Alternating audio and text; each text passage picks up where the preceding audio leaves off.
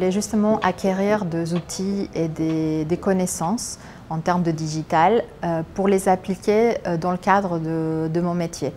Aujourd'hui, l'architecture, les points de vente, c'est très physique. Et dans le futur, on va évoluer vers une ère plus digitale où on aura des outils digitaux qui seront déployés dans les boutiques.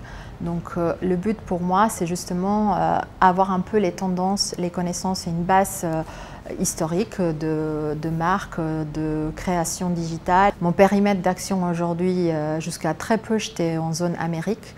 Aujourd'hui, j'ai basculé de zone et je suis en Chine, Japon, Asie-Pacifique. C'est des pays quand même, on paye plus avec la carte bleue, tout est digital. Donc voilà, je pense que concrètement, il y aura des actions à proposer dans les points de vente et puis dans les interactions omnichannel entre le digital et le physique.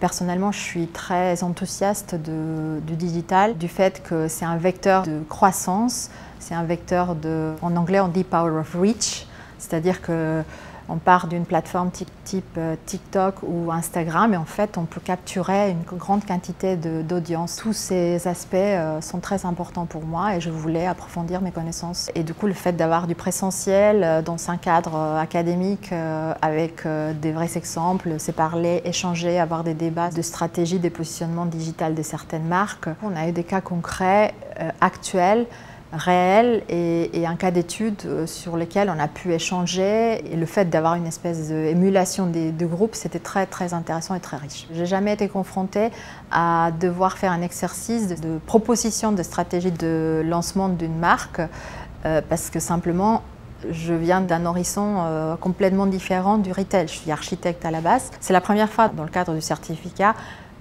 que dans une séance, on me demande vraiment de travailler de façon très tangible. Je ne m'attendais pas à ça. Donc ça, c'était très intéressant et très riche pour moi parce que justement, j'ai pu voir jusqu'où mes connaissances et tout ce que j'ai appris jusqu'à maintenant et pendant ces 2 jours peuvent m'apporter. Je me considère un peu une outsider parce que service, architecture, retail, stratégie digitale, bon, c'est pas très...